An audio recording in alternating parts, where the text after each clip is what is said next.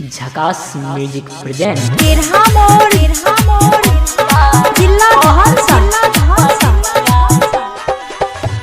ये मोगिया तो हर फटकी बहनिया टेम्पो वाला सब फसल छो।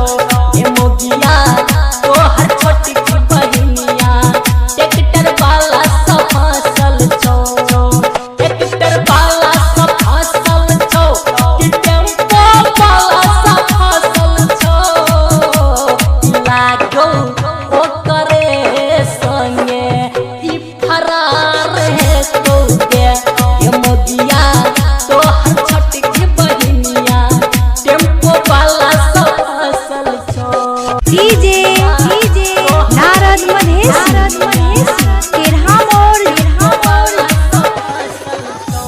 के स्कूल गेलो तू अकेला मौगी हमरा से कके बहाना। ये मौगिया हमरा से कके बहाना।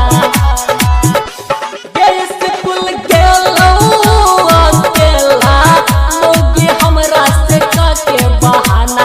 ये मौगिया हमरा से कके बहाना। तो हमरो ससुर के इज्जत माटी में मिला बैठो। ये मोगिया तो हर छटकी बहनिया जीपो वाला सब फसल छो। केरहा मोर जिला धनसा टेम्पो वाला सब फसल छो। कि रोजे जाई छौ बाजार सामान किनै छौ हजार। ये मोगिया सामान किनै छौ हजार। कि रोजे जाई छौ बाजार सामान किनै छौ हजार। ये मोगिया सामान किनै छौ हजार।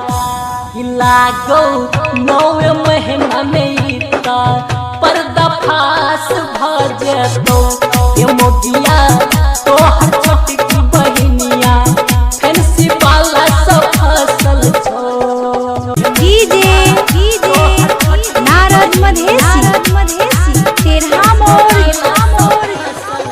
राइटर समीर आजाद संगे खेल छौ खेल के। ये मोगिया खेल छौ खेल के। राइटर समीर आजाद संगे खेल छौ खेल। ये मोगिया खेल छौ खेल। कि सुनील झकास के संगे रोज बाजार में घूमै छौ। ये मोगिया तो हर छटकी बहनिया कैमरा वाला सब फसल छो। प्रेजेंटेड बाय झकास म्यूजिक जनकपुर धाम नेपाल। आप चाहते हैं कि झकास म्यूजिक से गाना बनाएं तो कांटेक्ट करें 9825839138।